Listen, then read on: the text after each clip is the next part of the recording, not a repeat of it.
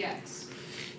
Now, it wouldn't be fair, I mean, it would not be advisable to just memorize the derivatives of these, because you might have to use a chain rule or a product rule or a quotient rule. So along with knowing these derivatives, remember your product, your chain, and your quotient rules as well. Are we going to do anything with just general log rules? General log rules?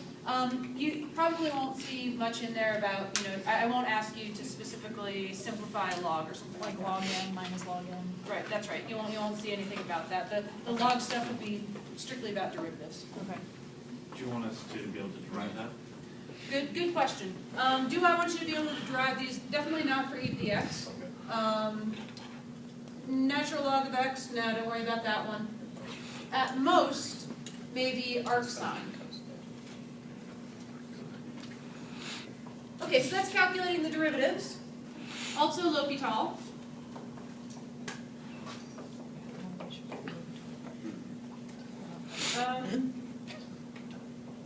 Another calculation-based question, maybe a mean value theorem like number 3 on homework 5, that homework that I just handed back to you. So number 3 was the one where you found the slope of the secant line, set that slope equal to the derivative, and solved for x. Okay, so that would be the only type of mean value theorem type of question you would get on the exam, would be like number 3 on homework 5. You should expect an optimization problem.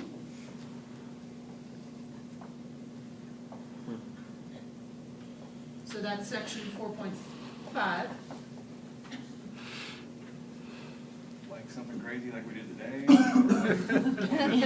Well, so what's a reasonable question to ask? Well, any type of question that would have showed up either in the practice or in class would be reasonable for optimization. Could be one of those crazy ones. So it could be one of those crazy ones. Okay, so the only thing that I've left off now is the first few sections of chapter 4. So what goes into that? Given the graph of f, identify local extrema, absolute extrema, and inflection points.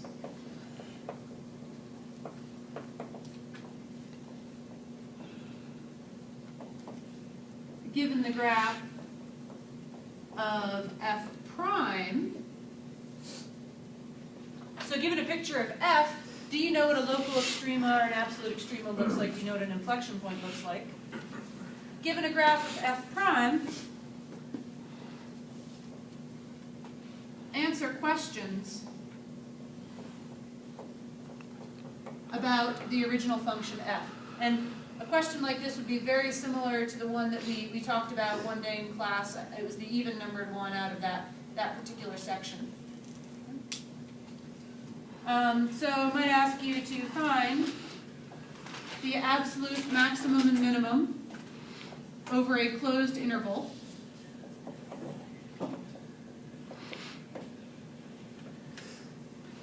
And lastly, given a formula, so just like with the absolute maximum and minimum, would be given a formula for f, use f prime and or f double prime to state intervals where f is increasing or decreasing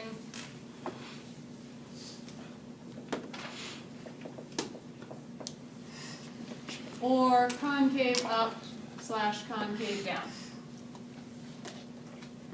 So these are the types of questions you might see. Notice that what I did not write on here is, given a formula for f, calculate f prime, f double prime, find all the intervals of increasing, decreasing, concave up, concave down, and then graph the function.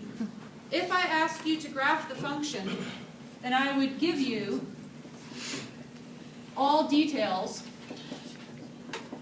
of f prime and f double prime, then you graph the original function f.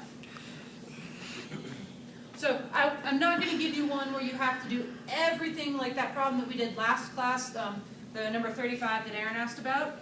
All of that information could show up, but if you're asked to graph a function, you'll be given the information about the details. So what you mean by giving all the details, so give us like the little charts